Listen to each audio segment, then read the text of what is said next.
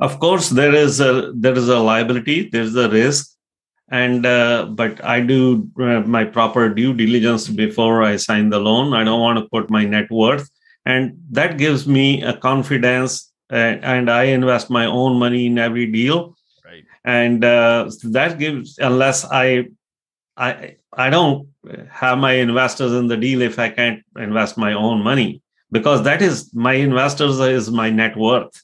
Right. So I have to be very careful. I'm not deal hungry, so I'm not getting on every deal that comes across my desk. I do my own due diligence. I do underwrite by myself. If I like the deal, if I like the market, if I like the sponsors, then only I do the deal. Welcome to the How to Scale Commercial Real Estate Show. Whether you are an active or passive investor, we'll teach you how to scale your real estate investing business into something big. Kay Kay Singh is a Microsoft certified systems engineer turned successful multi-business owner and a real estate investor. Kay Kay, welcome to the show. Thank you very much for having me on your show, Sam. Pleasure's mine. 3 questions I ask every guest who comes on the show in 90 seconds or less. Can you tell me, where did you start? Where are you now? And how did you get there? I started in real estate in 2015 by buying a portfolio of 40 single family houses. And now I'm a partner in 5,500 multifamily units. And to get there, I started investing passively when I bought this portfolio. I started investing passively with other syndicators, and then learned from there and transitioned to the GP side back about 4 years ago. That is a heck of a leap into real estate. Most people don't buy 40 single family homes all at once. What gave you the confidence to say, hey, this is something I think I can execute on? The guy who sold us is from our community, is very respected guy, and is a senior citizen, and he wanted to retire. He promised me so many things that I couldn't decline.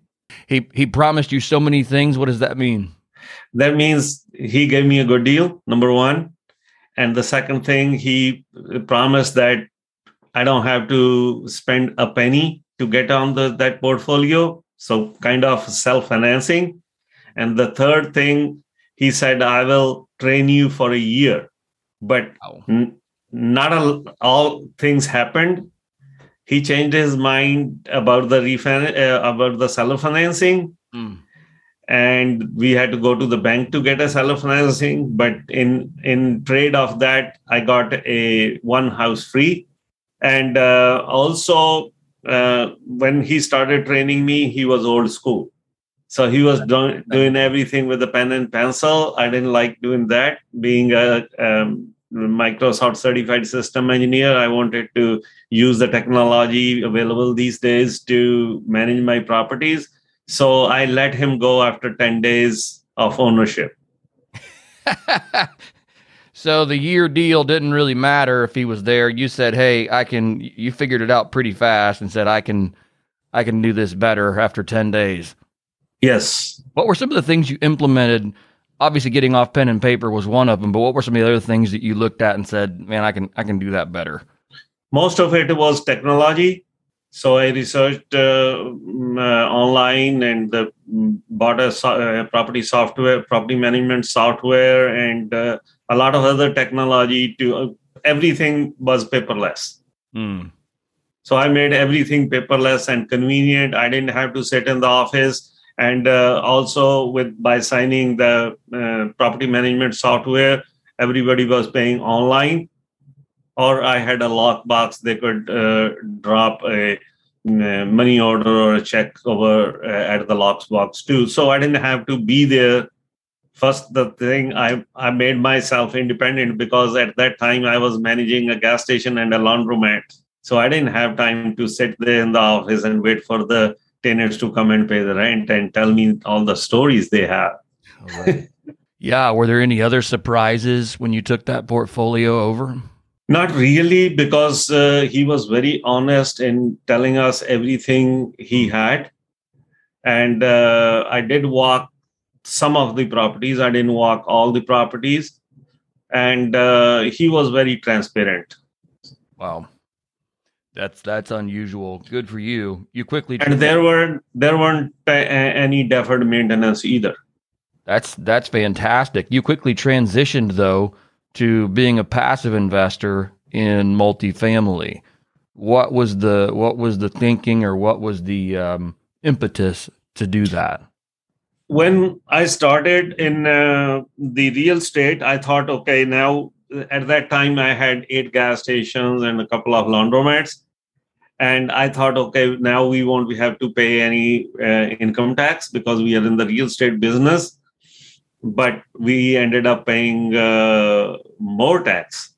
And then I thought, okay, I thought we're going to be in the real estate business and not pay any tax, but I'm ending up paying more tax. So I checked up with my accountant. I started researching myself. And then I came through the word syndication and passive investment. I've never thought of it before, but then I immediately invested with one of the syndicators in Indianapolis, where you from.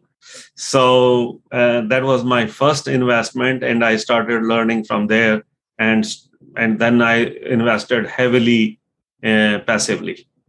How did you, or what caused your taxes to go up when you acquired 40 houses? I mean, was there no depreciation, no? Because we didn't get any cost. Actually, I didn't even know there's any cost segregation or anything at that time. So my taxes went up because we made a lot of income from those properties. Right. Interesting. Okay. Yikes. Yeah. And so then you said, all right, so I can figure this passive investment thing out. What's your long-term plan in real estate investing? Like, if you go 10 years from now, where do you want to be?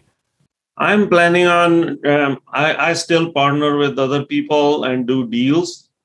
And I want to do my own deals at some point.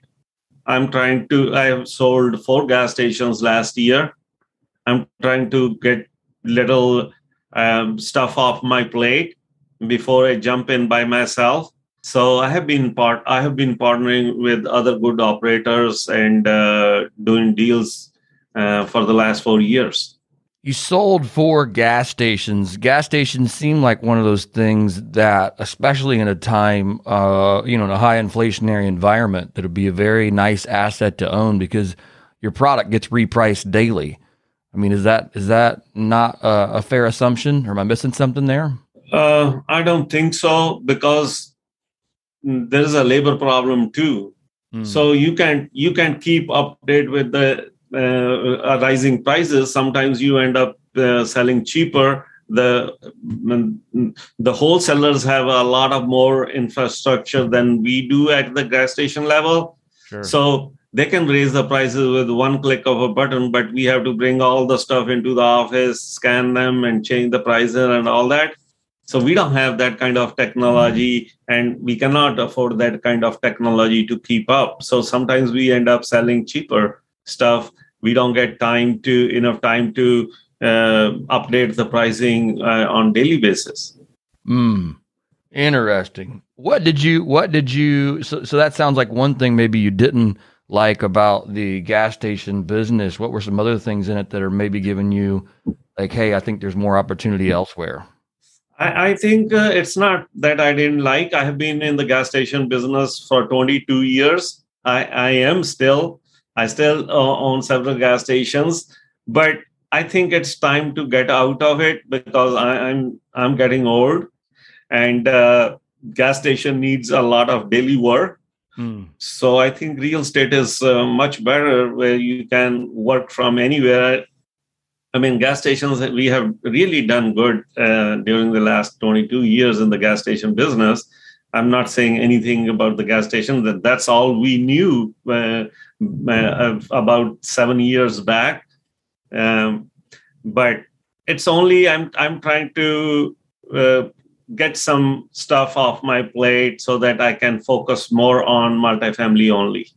That is really cool. I love when people have multiple income streams when you're in, obviously multiple businesses, things that generate revenue, because I think it gives you a perspective other people maybe don't have. So you love real estate, you love what it does for you. You've come in on the passive investment side, and then you've come in on another 5,500 units on the general partner side. It sounds like you said, your long-term goal then is to be the active sponsor. What are things you're doing right now as part of the general partnership where it's a good relationship for you and your other partners? I focus on capital raising, and I do have the network to sign loans, etc. So I'm on KP on a lot of deals as well. So, but I kind of have a passion. I'm a people person. I have trust. I have built trust over these 22 years I've been here in the United States, and I'm very good at communication. When somebody they text me, email me, call me, I try to answer their calls as soon as possible, etc. So I'm trying to do my best to cater to my investors, and that way I can raise capital easily for my deals. Talk to us about the loan guarantor side. That's not something we spend a lot of time talking about. What are things that you are seeing on the loan guarantor side you like, and what are things that concern you about it? Of course, there is a liability, there's a risk. And but I do my proper due diligence before I sign the loan. I don't want to put my net worth, and that gives me a confidence. And I invest my own money in every deal, right? And that gives, unless I don't have my investors in the deal if I can't invest my own money, because that is my investors is my net worth, right? So I have to be very careful. I'm not deal hungry, so I'm not getting on every deal that comes across my desk. I do my own due diligence. I do underwrite by myself. If I like the deal, if I like the market, if I like the sponsors, then only I do the deal. When you're a loan guarantor, are you doing non-recourse loans only? Yes, because we do larger properties, so those are always non-recourse loans. And also, by signing the loan, you are on the right side of the law. And also, because legally you cannot only raise capital, right? So I'm signing the loans, putting the earnest money, going to the due diligence. I'm attending the asset management calls and everything. So to be a part, and that way I have more confidence on the property because I'm on their weekly calls every week and know a lot what's going on in the property, etc. That I can communicate with my investors. Yeah, and I mean, I think it's interesting, obviously, on the loan guarantor side, because the lender wants to make sure that even if the property doesn't perform, that there is a balance sheet or a balance sheet partner, obviously, that can come on and cover that debt if, for some reason, the loan or the property isn't producing enough income to cover the debt. I think it's also intriguing when you get into these situations where it's non-recourse. So even if you decide yourself you're not going to pay it, they can't necessarily come after you. So it's kind of an interesting mix of like, why do they even need a loan guarantor, right? Well, if something goes wrong, there are carves in those recourse loans too. So if something goes wrong, they can still come after you. And they're going to have you send your REO quarterly, your bank balances and all that quarterly. They want to make sure that the backup is good enough. Right. No, understood. Yeah, I mean, there's always the bad boy, we call the bad boy carve out. Bad boy carve, yep. Right. So if you guys do something you're not supposed to do, which I mean, obviously that puts a lot of that means you have to have a lot of trust in your other partners. Yes. They're going to behave ethically, morally, take care of everyone in the process, and not do things they shouldn't be doing. What is a typical structure? I've heard all sorts of different structures on a loan guarantor side. Tell us maybe what you see as a typical structure for a loan guarantor when you come on as a general partner. So I do not go as a KP only. Right. So I can't talk much about the structure for a KP because I do everything from putting the risk money down to the asset management. So I don't just go and sign loans for other people and then get a piece of the pie. Right. But I have heard it's like 10% to 15%. I have heard other people, and they're looking for KPs. They are offering 10 to 15, and I have been offered several times, but I just don't sign the loans. Right. No, that's fair. That answers. I think that answers that question very well. Thanks for taking the time to kind of break that little nuance to this business down, because I think people, when they're scaling, they often have that question. They're like, well, we could take this deal down. We understand it well enough, but maybe they're not far enough along in the business where they have that balance sheet to back it up. And yes, so they go find. Bringing on a balance sheet KP partner, a loan guarantor, is an excellent way to take down some of these larger assets, especially early on. Let's talk a little bit about the laundromat business. You and I share this thread in common, and I think it's a fun diversification outside of potentially real estate. But tell me what you guys have done, because I know you've built them ground up. Is that right? Yes. Okay. Can you tell us a little bit about the business, what you like about it, and where you see it going?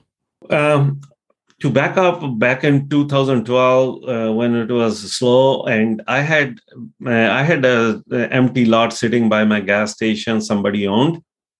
So I decided that there was a laundromat down the street, a block away, and they used to come and get quarters from us, and they was always complaining about the laundromat, right? That it took their quarters and all that stuff. So it struck to my mind that we need a laundromat in this neighborhood. And I had been in this neighborhood for 12 years where I had a gas station. That was my first gas station. So I wanted to give something good back to the community as well. So I bought that lot and built it from ground up. And it's a card system and bigger machines. And I did 1 year of research before building it. Wow. So I had looked at every aspect, every equipment that is needed, and even 15 years from now. So I looked at everything, and I tried to do my best to get everything in and make the customers happy, and also provide something different than what other laundromats in Fort Wayne provided. And I did that. When you say you went to a card system, most people think of laundromats, they're putting quarters in the machines. Is yours only card? Only card. Interesting. So you've eliminated the need to go in and collect quarters out of all these machines every week. Have you found any, we're going to get nuanced here, but have you found any potential loss of revenue because people come in and they want to spend quarters in the machines, or they expect to have a coin laundry? No, we haven't. And I was little suspectical in the beginning that, people might not like just the card system. Right. And it happened. A lot of people would walk to the laundromat, and then when they see, we have to have a card, they would go away. So for the very first year, I had the employees. So I trained my employees, and because it was by our gas station, so I spent some time there too to educate the customers. Right. So we gave them $5 for registration of the card. So if somebody walked into the store with a bunch of quarters and say, "Hey, I have only quarters," and the machine doesn't take quarters. Those machines don't take quarters. They take bills, or they take a credit card. Right. So I would politely take them to the gas station, exchange that money into bills, and then would buy them a card, and then have them register, and the machine like throws flowers and says, "Hey, you have won $5," and they would be happy. And at the end of the day, they would be a happy customer when they walked out of the laundromat. Right. And that goes back to the automation thing of getting tenants to pay either digitally or just eliminating some of those typical, things that you're finding with the old school pen and paper guy you bought your first set of single family houses from. And I think that's the name of the game in this business, is constantly finding innovations and inefficiencies. So when you buy a new multifamily complex, these are management inefficiencies, or 40 houses, what are the inefficiencies and problems we can solve? The other cool thing I think on those, and it's the same way with the card system, it cuts out a lot of labor and risk. I mean, because now you're down to, there's cash and card payments. The other thing it does is, obviously, I think it gives you float. The whole gift card business is a racket. Yep. People are always leaving $1, $2, $3, $4 on a card, then throwing it away, and that's just free revenue. And then on top of that, you have your customer working for you for free. So they are the ones training the new customers. Right. So when they walk in, they don't know what to do. So the customers will take them to the exchanger and show them how to get a card and everything. So they're working for you while they're there for free. It's beautiful. It's a beautiful thing. Kay Kay, I love it. I appreciate you coming on the show today. This has been a lot of fun, just hearing your vast business experience, owning 40 single family homes, now being a general partner in 5,500 units, owning 8 gas stations, several ground up laundromat builds. I mean, you've got your hands in a lot of things, and I love just the entrepreneurial spirit and the hustle that you bring to the table. Certainly appreciate you coming on. If our listeners want to get in touch with you or learn more about you, what is the best way to do that? We have a website. So the name is growrichcapital.com. And the name is, I got from here. I love Think it. and Grow Rich Capital. And I would advise your audience to definitely read this book. This will change your life. I love it. Yeah, that's Think and Grow Rich. If you're listening to this, he's showing us Think and Grow Rich by Napoleon Hill. And I love the fact that you just borrowed the name and called it Grow Rich Capital. Kay Kay, thank you for your time today. I do appreciate it. Look forward to talking again here soon. Thank you very much for having me, Sam.